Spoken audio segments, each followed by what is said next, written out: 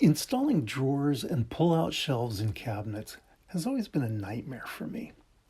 But on my latest project, it was a piece of cake. Let me show you why. The old nightmare was because I was always doing the standard obvious thing, attaching the slider hardware directly to the cabinet. Terrible idea. That works only if everything is ideal.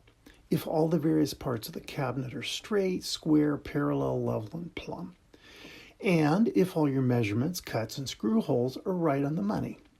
And they're probably not.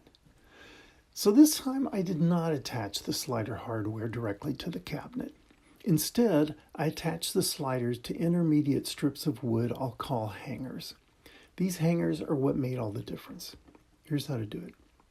By the way, the same idea works for both drawers and pull-out shelves. So each time I say drawer, that's just a shorthand for drawers and pull-out shelves.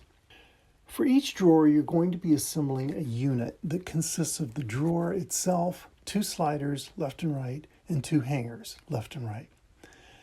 By assembling each unit in advance, you know that things slide properly, so no surprises later.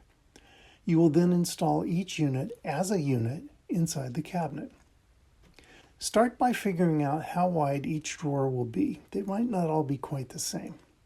Where each drawer will go, measure the interior width of your cabinet at its narrowest point. From that measurement, subtract the combined thickness of the two sliders and two hangers. To give yourself a little wiggle room, subtract another 1/8 inch. That gives you your horizontal dimension. Now for the vertical. Decide how far apart the bottoms of each drawer should be. That's how tall to cut each hanger. You could cut them less tall like this, but I really don't recommend it. It creates way more trouble than you'd expect. Each slider consists of two halves, the half that attaches to the drawer and the half that normally attaches to the cabinet wall. Separate each slider into its two halves. For pull-out shelves, center the hardware on the edge. For drawers, center it 3/4 inch above the bottom. That will later position the complete slider flush with the bottom. Now attach the cabinet half of the slider flush with the bottom of a hanger. For each unit, there's going to be a left hanger and a right hanger.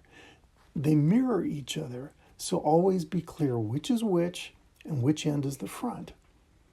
Position the slider to the front of the hanger and attach it.